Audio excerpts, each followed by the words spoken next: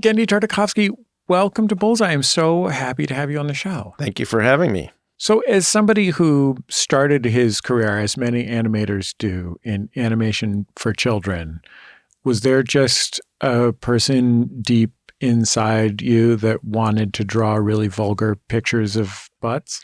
I don't know what I can say. I'm just going to leave it at butts right. for purposes of public radio, but I'm going to say butts and their constituent parts. Yes. No, actually, the funny part is I'm so tame.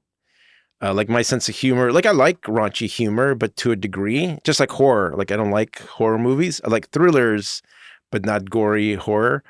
And this was just something that was, I guess, maybe since I became a dog owner, I started to notice it more. And all the, like I'll give my dogs voices and all that stuff. It started to come alive for me, I guess. Are there stories about dogs that you particularly enjoyed? Like, are you a big Benji guy?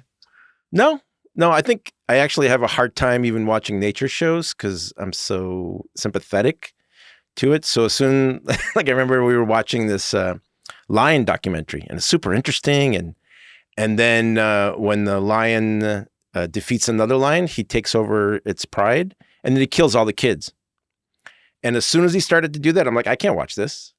So it's like animals are, they're, we have so much sympathy for them and empathy that it's hard to watch. What about silly joke animals? What about Sylvester and Tweety or something? Well, yeah, of course. I mean, cartoons, I'll watch all of it, and I have watched all of it. But real animals, when it's real life, then I get a little sensitive to it. But yeah, I mean, I grew up on Tex Avery and Warner Brothers and all that stuff. So it's, even those old... I don't know if you ever watch Little Rascals and black and white. I've seen Little Rascals, okay, yeah. But I grew up, those were reruns when we were growing up. And they used to have this show with monkeys as part of it sometime. And and they would dress chimpanzees and have them act out thrillers and crime dramas and all this stuff. And I just remember that as a kid being so strange. When I read about the stories, the life stories of animators, very often they're about middle and upper middle class white dudes who were nerds because you have to have a certain amount of time on your hands and commitment to practice to make 100 pictures in a row or 500 pictures in a row, right? To say nothing of the drawing. And then they go off to CalArts and then they get their job.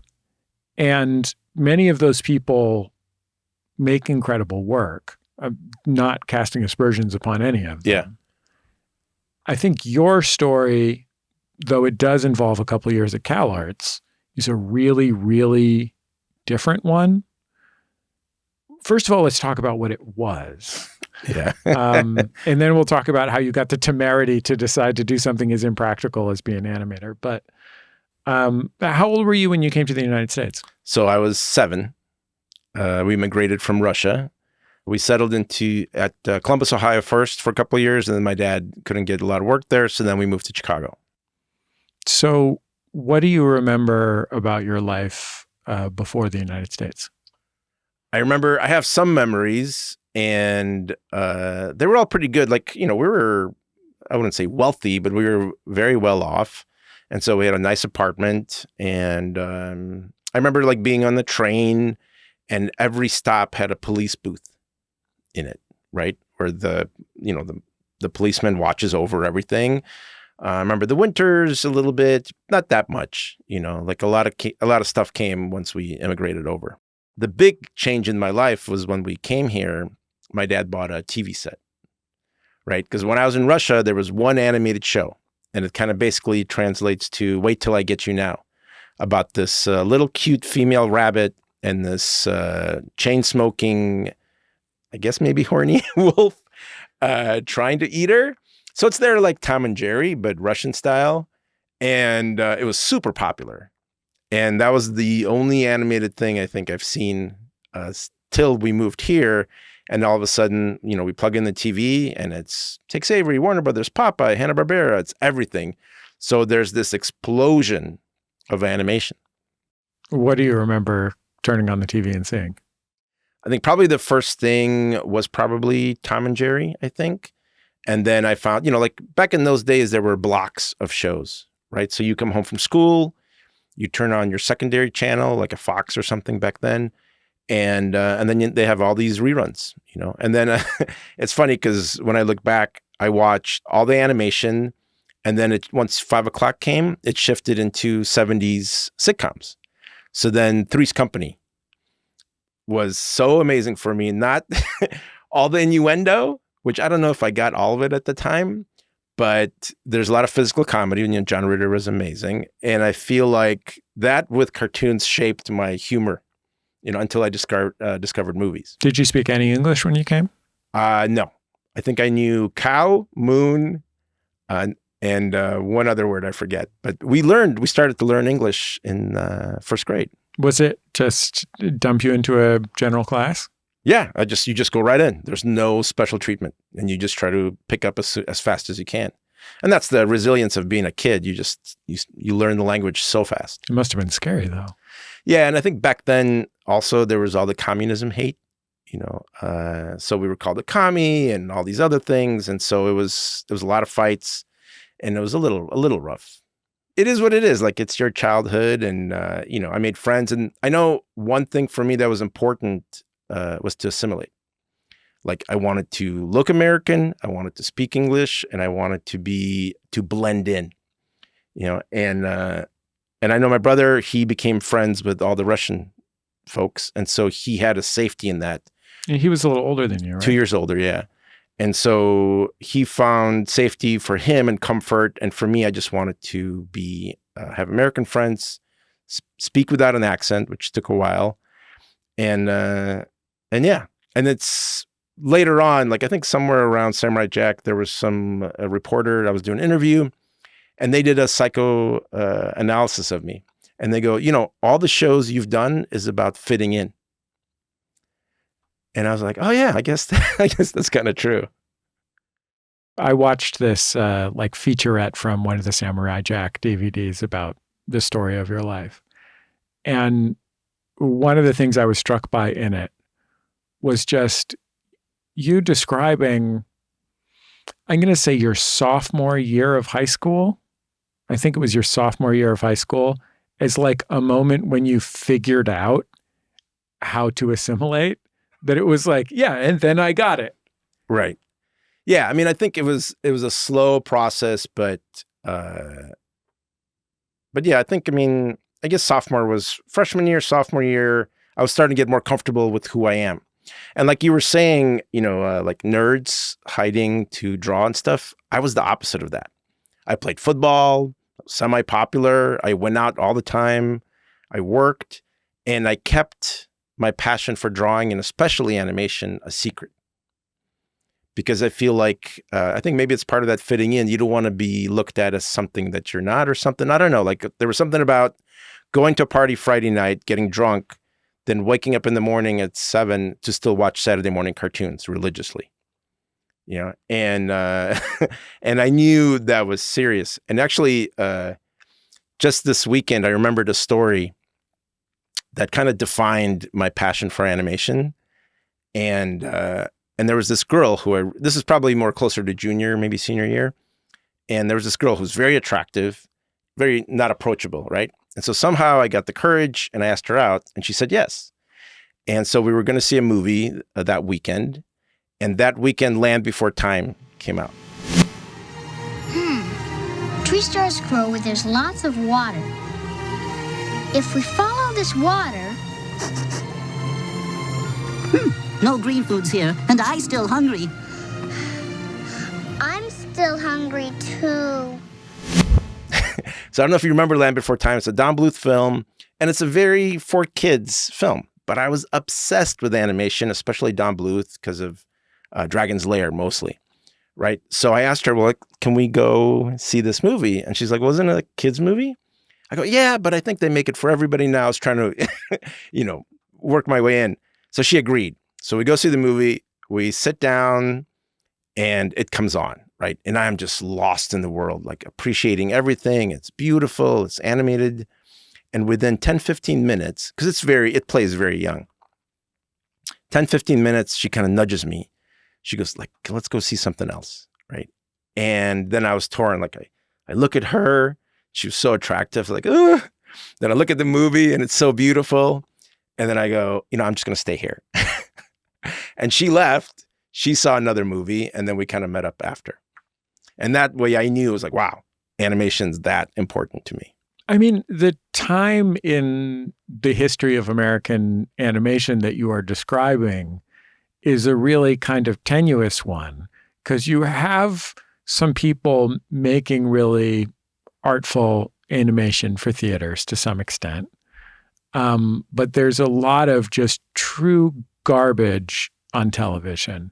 I mean, like, I'm a little younger than you, but if I look at something that I watched as a child before the early 1990s, like if I watch something that I watched as a child, it looks horrible generally. Like it looks like it barely is a television program, much less a good television program, right? Like there was a point where the people who were making things for Spike and Mike's festivals of animation started being allowed to make television shows, but that wasn't until I was like 13. Yes.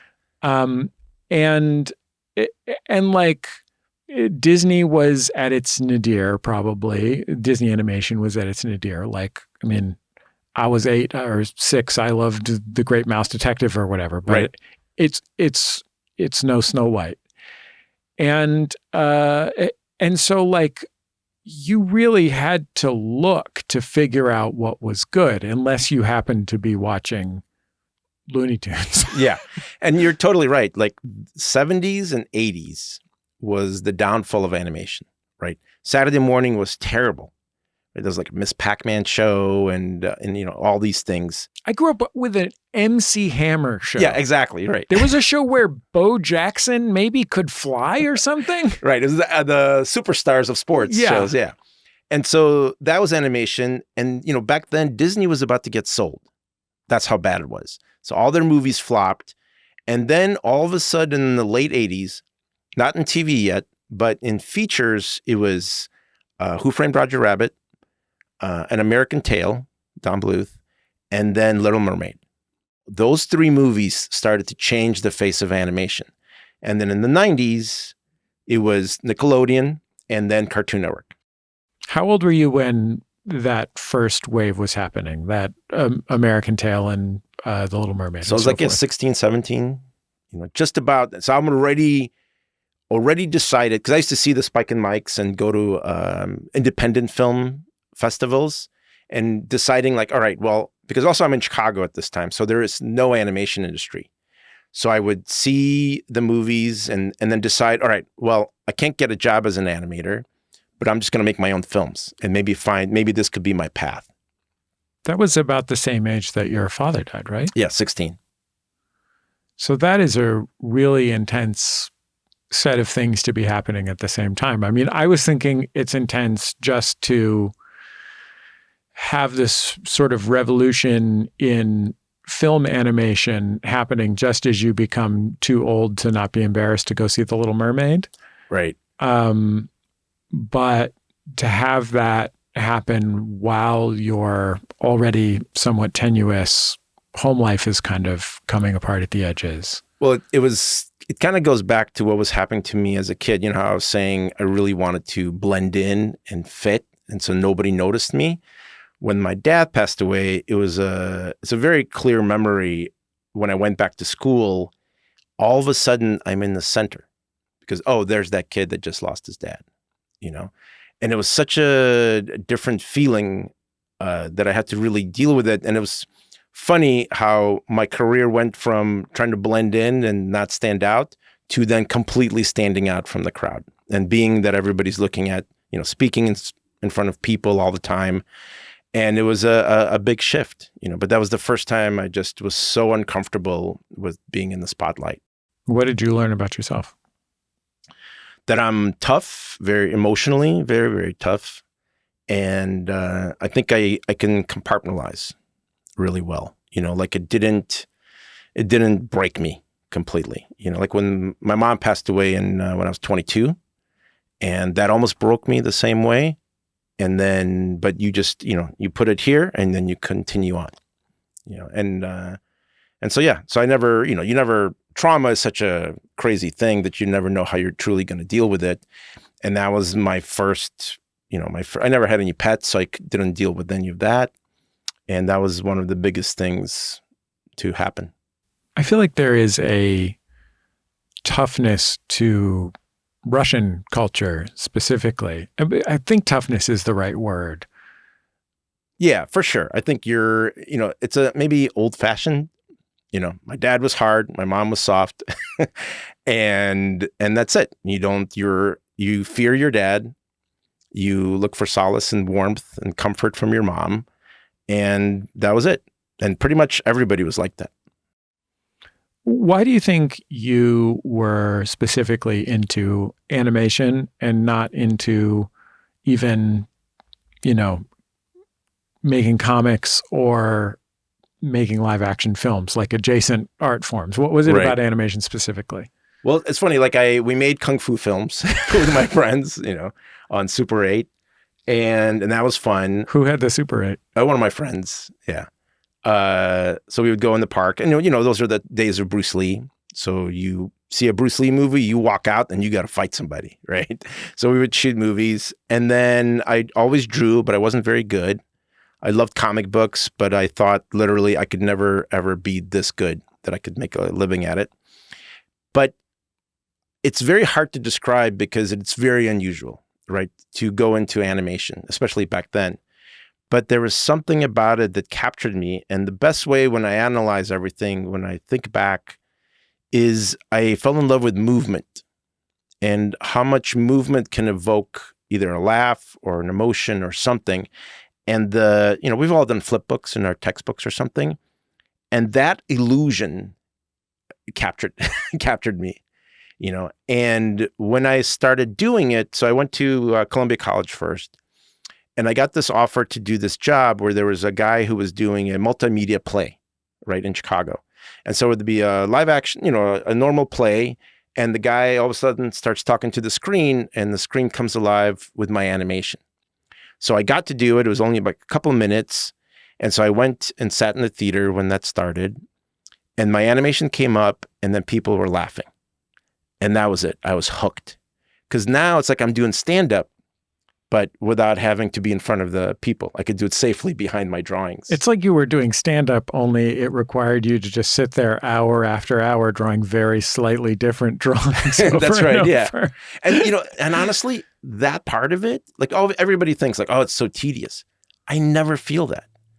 Do you find that you're, you know, obviously you're not cell-by-cell drawing animation for a living anymore, but when you were doing it in school or when you were doing it for yourself, making flip books or whatever, was it a kind of flow state sort of thing? The changes are so incremental.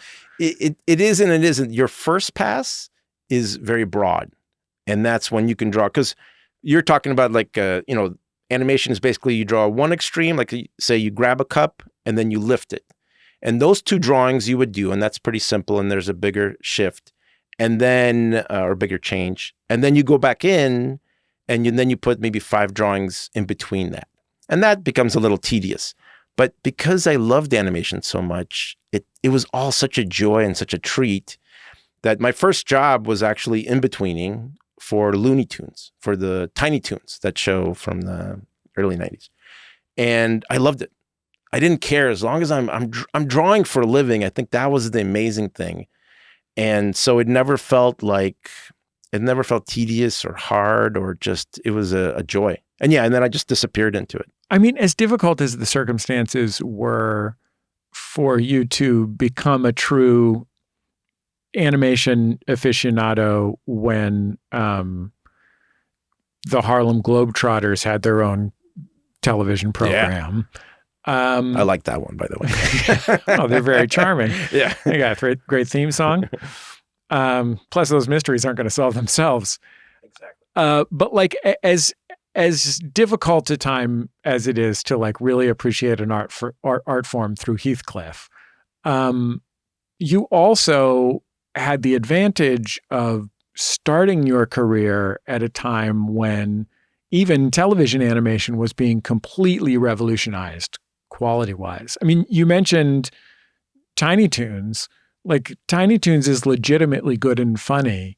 You worked on Batman the Animated Series, which is the first thing that I remember seeing on television in animation that I thought was beautiful.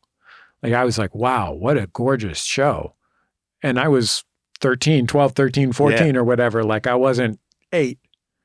And in film, the same thing was happening with Disney. You know, they were actually making good movies. Like, that is a really exciting time to get dropped into that world. Yeah. And I finished CalArts in 92. So that's when Batman was already going.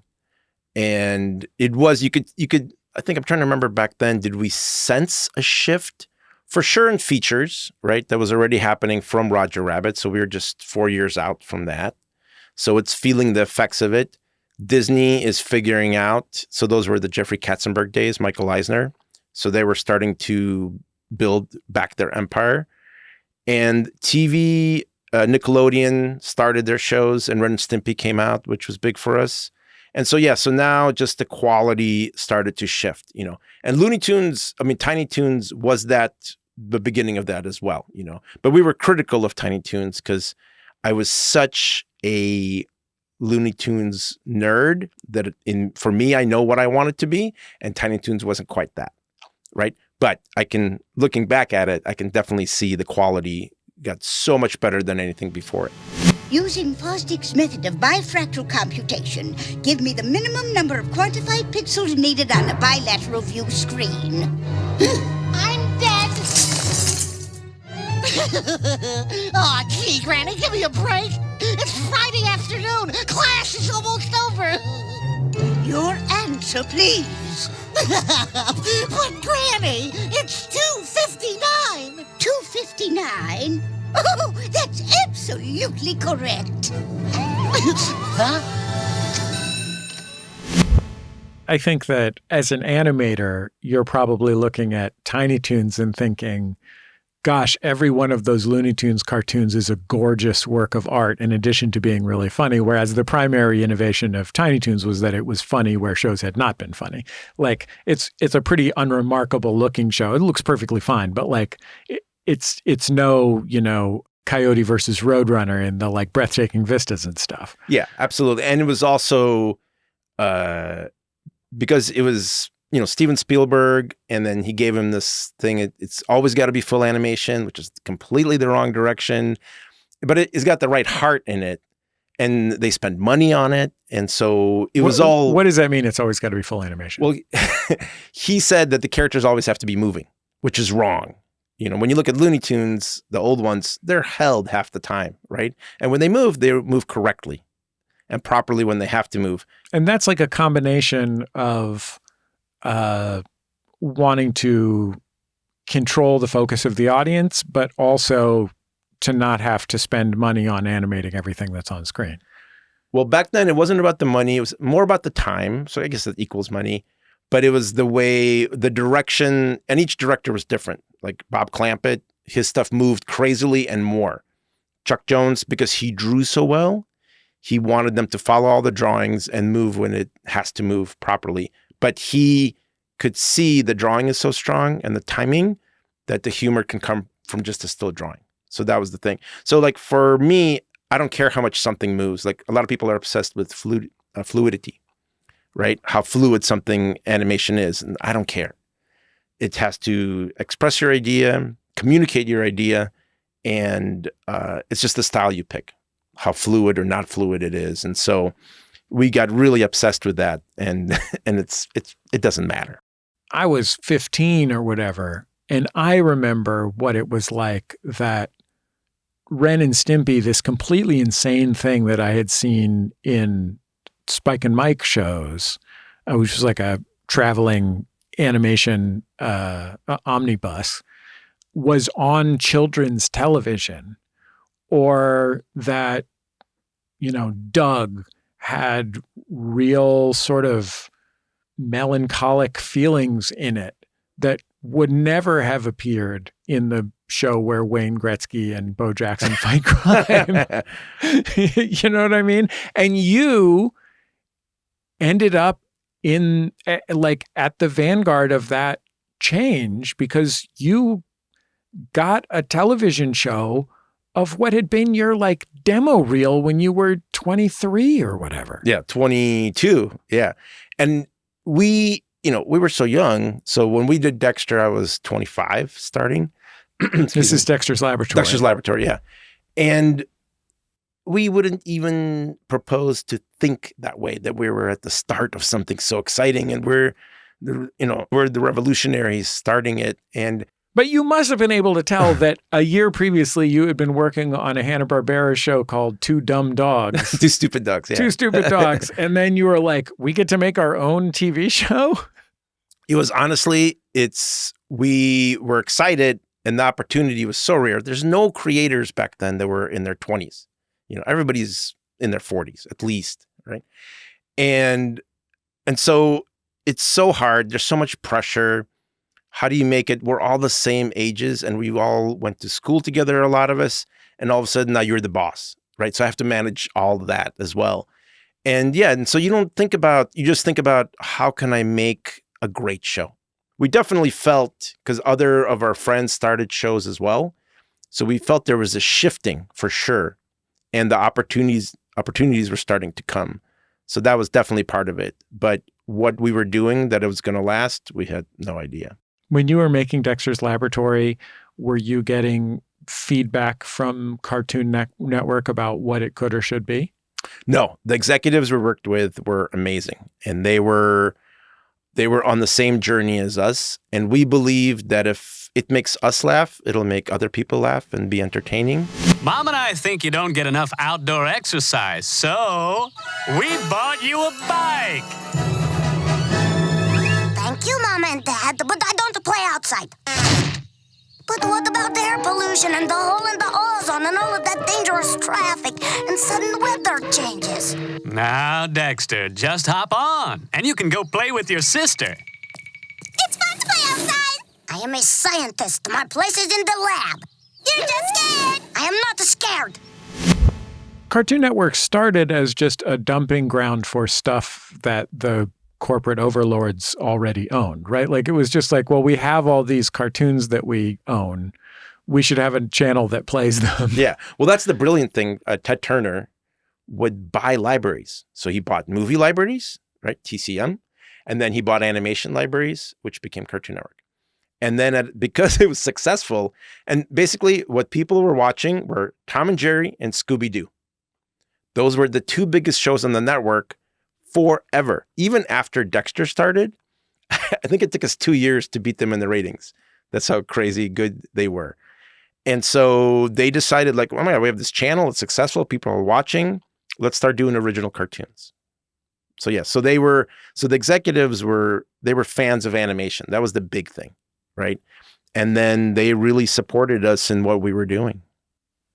How did you decide to go from Dexter's Laboratory, a very successful, in many ways, kind of like, I hesitate to call it a traditional children's comedy animated show, but like a pretty straightforward one, like a wonderful one, into making like, Samurai Jack is a full-on action show that was not like the few action shows that had been on television in like the 80s. Right.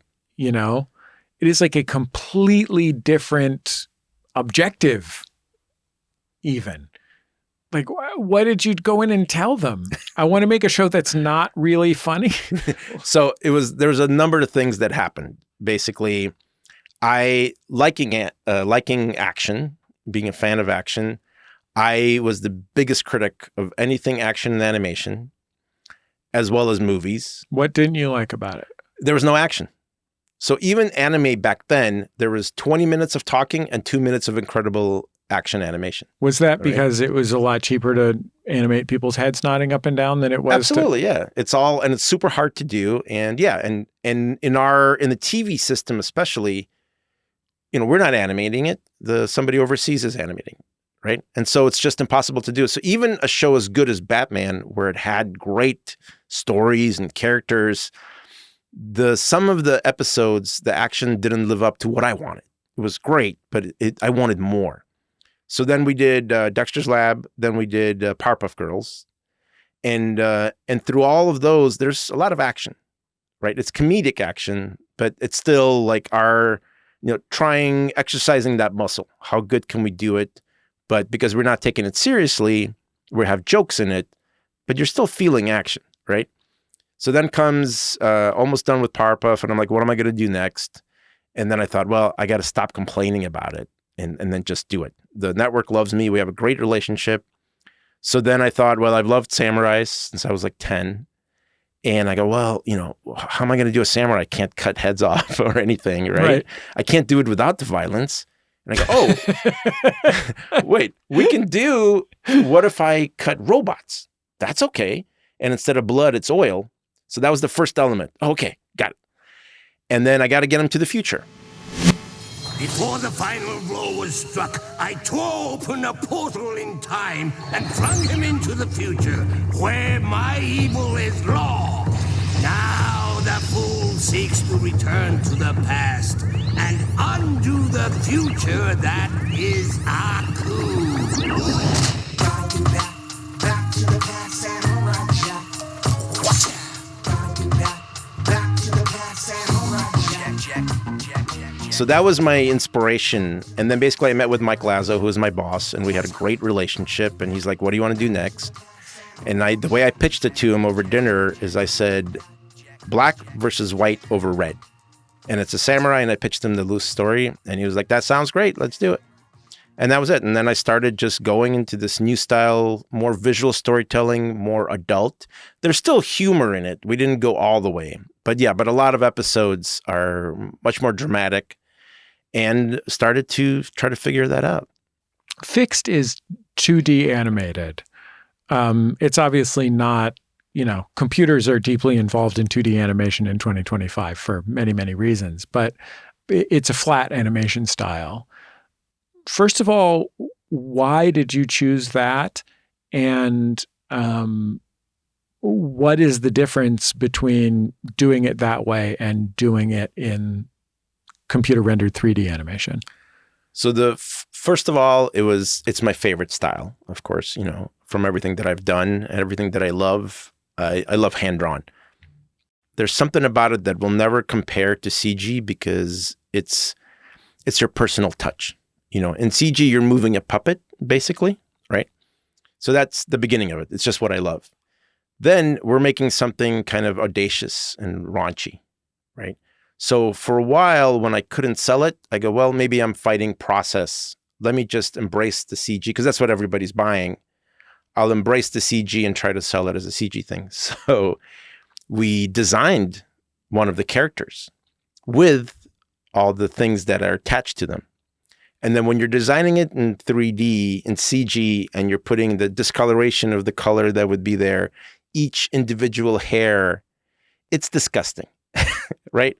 When you caricature something, you can still make it kind of charming and appealing, right? Or you can control the level of grossness a lot more with a drawing than when you're really trying to mimic something three-dimensional. And so as soon as we saw it, it became less funny and more just ew, right? And so that we got away from it pretty quickly, right? So that was, and really the caricature of it all is what I wanted, and the farther away we get from real life, the more caricature it is. And it's different, and there's certain advantages that you still have with the computer camera and all that stuff. But for me, it's still that love of the drawing, the handcrafted feel of it all. That's the most unique. And also, to some extent, I imagine it really helped you with the process of designing the buttholes. Yes. They're a circle with an asterisk. How simple can you get? Did you ever get a note from any of the several people that were in charge of this movie in various ways regarding the number of buttholes you could have on screen in the runtime? We had in our very first screening. So I started storyboarding, and I tried not to think about it. I tried just like, it's all about communicating the idea, right? And setting up the jokes properly, all that stuff. And so I know it's rated R, so I don't have to hold back. I can just do it what feels right. So we put up our first act just in storyboards, right? So nothing moved. And for the executives, and we had a screening, and it was, everybody was laughing, and it was successful. And then we finished, and they go, wow, there's so many butts and other things in it. And then we had a half an hour discussion. Is it too much? Is it too little? Like, what are we at? Because we're on uncharted territory, And then I said, look, it feels right. Maybe I can dial back as long as it doesn't feel gratuitous, right? And for me, I always thought after the first sequence that it's gonna be shocking. Like, you're like, whoa, what am I watching here, right? Because there's a familiarity about the animation, but certainly not the subject matter. And so once that first sequence is over, then you kind of settle in and you go, okay, the whole movie is going to be kind of like this. One of the dogs in the movie is intersex, which, like, I have transgender kids, and my hackles get raised whenever anything about gender nonconformity shows up in popular media, right? I'm ready for it to be The Hangover 2 and be something that is really hurtful. This character is treated so respectfully, is played by River Gallo, who's a intersex actor, and is this sort of secondary romantic lead of the movie. I mean, the romance in this movie is often quite explicit. There's no exception in this case. Right. But why go there? And how did you figure out how to do it in a way that would not be hurtful, when obviously this is like a place where you could easily take a wrong step and really hurt people? Well, for me, sometimes exclusion is a form of like exclusion, right? And so in this movie, we're kind of making fun of everything in a way, right? In a loving way, right? Not trying to be hurtful. And there's really nothing mean in the movie. There's a lot of vulgarity, but no meanness. Thank you. Yeah, and that's definitely the way we are and the way we wanted the film to feel, and nothing mean-spirited, right? The characters have conflict, obviously, but anyways. So then we it felt right to put something in. It's definitely in the zeitgeist. It's, being talked about. It's part of our lives, and so we thought that this was working right, and River loved it, right? So that was great, and so it felt because I guess it comes from the right place. It's okay. Well, Genndy, thank you so much for talking to me, and it was really nice to get to talk to you. Thank you for talking to me. It was much more deeper than I thought we'd go.